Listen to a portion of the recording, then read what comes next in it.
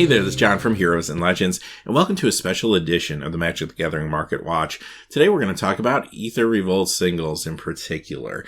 So now that the first weekend's passed and we've seen the Star City games open, we have a better idea of how these cards are going to fit into the standard meta, and which cards from Aether Revolt are going to be the hot cards that you may want to pick up now, which ones do you want to wait on, and we have a better idea of what's going on with the card values and the future meta game. I don't really like to talk about card values of a new set until after this first weekend, because prior to that point, really, it's all based on speculation. You're going to see some wild changes in value of cards as time goes on. We still will see that happen as we get closer to the Pro Tour and the Pro Tour passes, but at least at this point, we have some idea of how these are going to perform and what decks are doing well in the early meta, and it's easier to start to make a few decent predictions anyway. Having said that, quickly before we get started, just a reminder, if you check out the description below, you'll see some links to our Amazon affiliate store. And in there, any purchases you make, a small percentage will come back to help support the channel. So you'll find Aether Revolt products like sealed products there. You'll also find all the cards we talk about today under the standard singles tab. If there's any of these you'd like to pick up, that's always appreciated. You'll also see some links to our Patreon page as well, which is another way to help support us and keep us doing what we're doing. Having said that, let's get into the cards. We're going to start off with our honorable mentions, and we have 4 of them to talk about, and these all, to some degree, played a role in the weekend. The first one played the smallest role, mechanized production, right now listed at $4.62. There were some players out there trying to kind of get this combo to work and try to get this card to work for them. Didn't quite get there this weekend, but I wasn't really surprised by that, just because this is the type of card and it's trying to do something that's very unique and different compared to decks in the meta over the last few months. That this isn't a card that's going to come out week 1 and just sweep the world, right? This is going to be a card that people are going to need time to figure out, see if they can get it competitive in the meta. But I do think there's potential still for it. Right now listed at $4.62. This is definitely one to keep an eye on, if nothing else.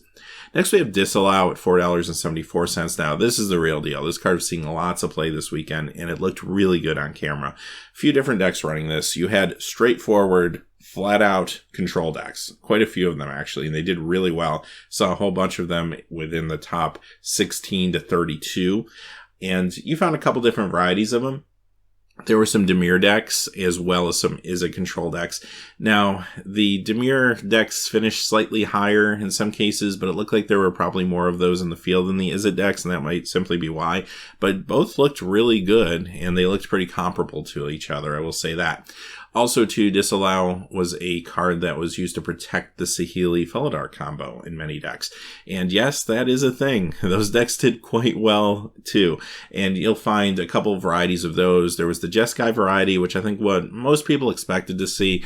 And then there were some 4-color versions that threw green in as well to try to help with consistencies of draws and stuff like that. And they both did really great, actually. And Disallow was a backup card for them. Fatal Push is next, $5.20. Nothing unexpected here. I mean, it is an uncommon, so from a value point of view, keep in mind a lot of these are going to be opened, and there's going to be tons of Fatal Push around pretty soon. And do remember, this is a small set, and there also are inventions in the set, so there's going to be a lot of booster packs being opened. Fatal Push is going to dip a lot lower than $5 very, very soon, even though there's still tons of hype around it, not only for standard, but also for modern and other formats. But at least for a period of time, we're going to be in a honeymoon period where these things are going to be everywhere. So don't overpay, but keep an eye for long-term value of this card, because this is a card that if it doesn't see regular reprints like in Modern Masters or something like that, potentially this could be a thing that creeps up to that $5, $6, $7, $8, $9, $10 range over time as an uncommon. We've seen that before. This card has the potential to do that. Having said that, this weekend looked great. You saw this showing up in a lot of control decks. As a matter of fact, the top 3 decks in the tournament were all Golgari decks. One was a Delirium deck. That was the deck that won. And then number 2 and number 3 were aggro decks. So they were a little bit different, but they were Golgari decks. They were running Fatal Push, and it had quite a nice showing this weekend. Aether Sphere Harvester at $5.44. Now, we're going to talk about another vehicle a little bit later that had a bigger impact this weekend. But this one looked really, really good, especially in certain matchups. Looked great against the aggro decks, as you could imagine. And this was being run in quite a few decks coming out of the sideboards and a number of decks. So this is definitely maybe not the vehicle that's going to replace Smuggler's Copter or anything like that, but definitely going to see a fair amount of play in Standard as we go forward. All right, let's move into our top 10. And we're going to start off with Richcar Pima Renegade, right now valued at 582. Now, this saw play in Selesnya Tokens deck, and the deck looked real nice, actually. Came in 4th in the tournament, so it's the real deal. The one that came in 4th was running 2 copies of this. So Richcar isn't a card that you're seeing 4 of in a whole bunch of decks or anything like that, but it definitely has its place in the meta early on, and I think it's going to hang in there. And I think over time, it will probably increase its role. Coming in at number 9 is Yahini's Expertise at $5.97. Probably, again, no real big surprise here, especially for control decks that are looking for ways to keep the board under control. This is a perfect card to do it. Not only do you get rid of all the smaller creatures, and 3 toughness creatures, a lot of the best creatures in the format are 3 toughness and less. This deals with them. And on top of that, you also, at least in many cases, get to play a free spell. Pretty awesome. And yes, it did see a lot of play this weekend. Coming at number 8 is Ajani Valiant Protector, right now listed at $5.99. So one thing I want to point out, all 4 of the Planeswalkers from Aether Revolt, the 2 from the set and the 2 from the Planeswalker decks, will be on this list. Now, does that mean they had a great showing this weekend? Unfortunately, for the most part, they didn't, with maybe one exception, which we'll talk about. But you do have to remember these are mythic rare cards, especially the 2 that are in the Aether Revolt set, are going to be a little bit hard to get a hold of initially until more packs are open to really kind of meet the demand that's out there.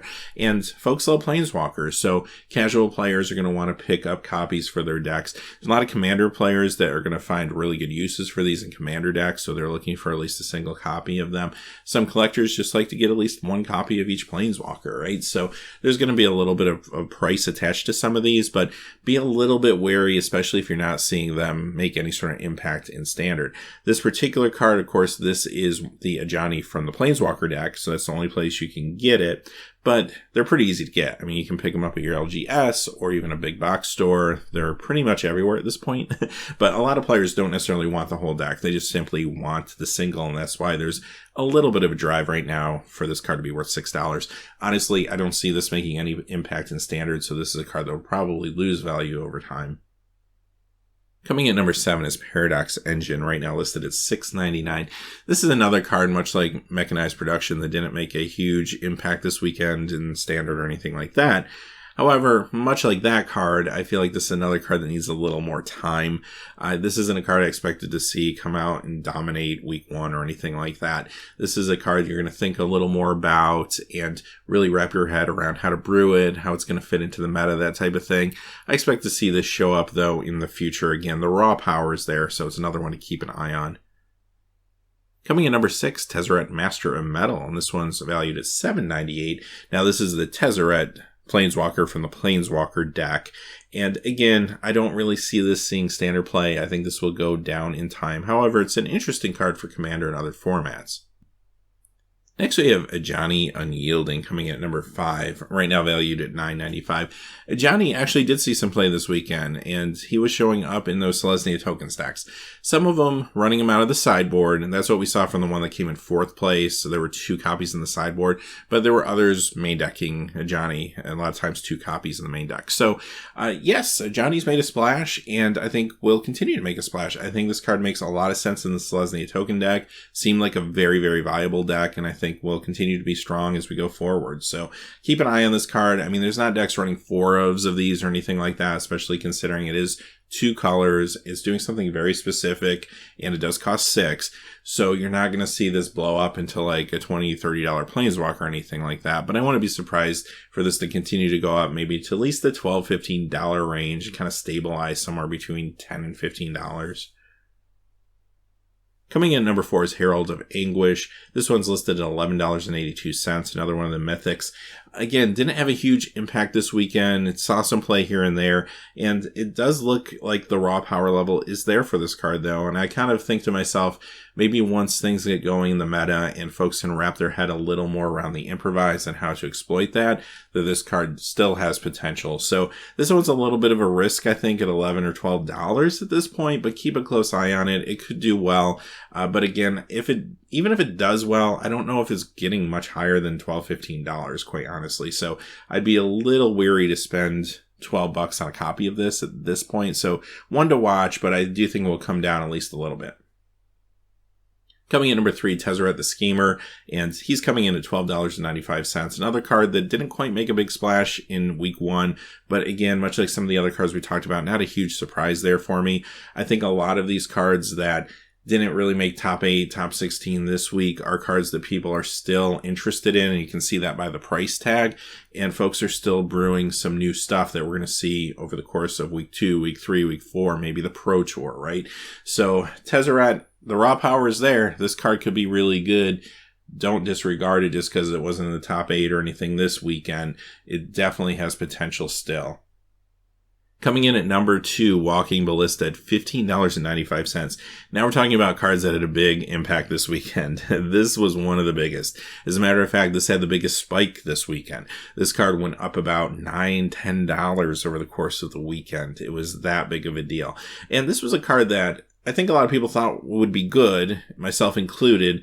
As a matter of fact, a few days ago, I opened 2 of these in a fat pack, and I was like, oh, nice pull. This is a good card. I didn't realize just how good, though, that it truly was going to be.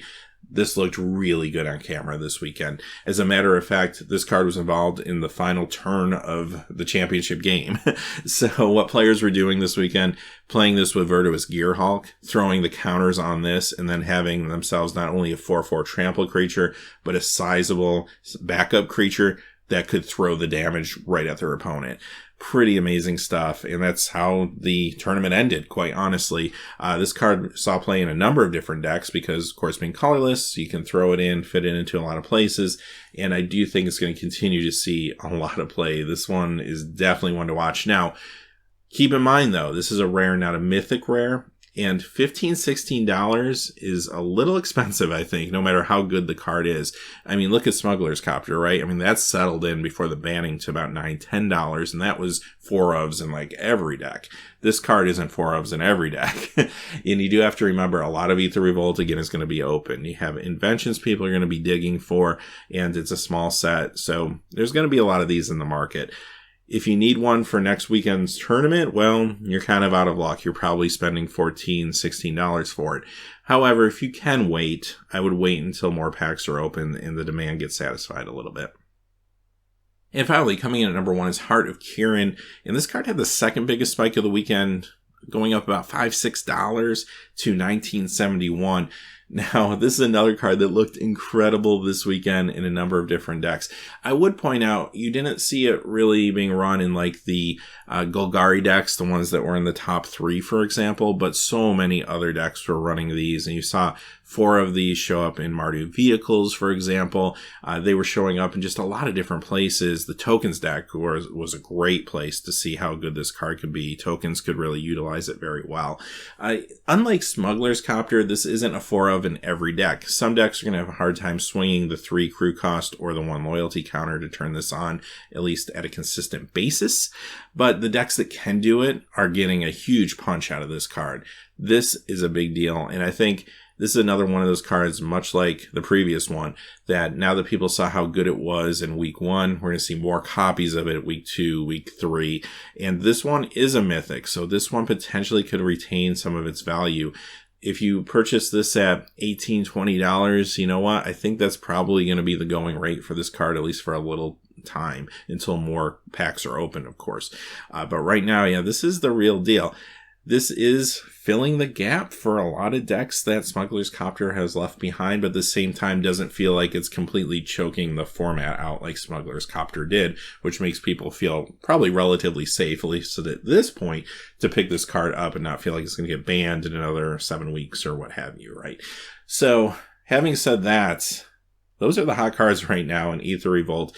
And this is something I would like to do more often, maybe once a week or once every couple weeks, do a secondary edition of the Market Watch and talk about just another hot topic. So let me know your thoughts on that if that's something you're interested in. A lot of people have said to me in the Market Watch comments, hey, could you talk about Commander? Could you talk about the newest set like Aether Revolt? Could you talk about sealed product?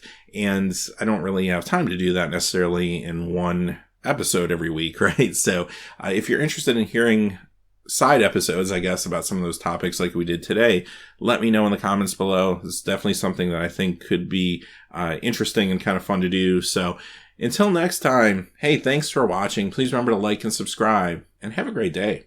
Hey, thanks as always for watching. This video is made possible by the generous support of viewers like you on Patreon. Check out the description below for links to our Patreon page as well as our Amazon affiliate store, where a small percentage of all sales will also help support the channel. Finally, if you haven't had a chance yet to subscribe, hit that subscribe button so you don't miss any new videos on Heroes and Legends. Talk to you again soon, and have a great day.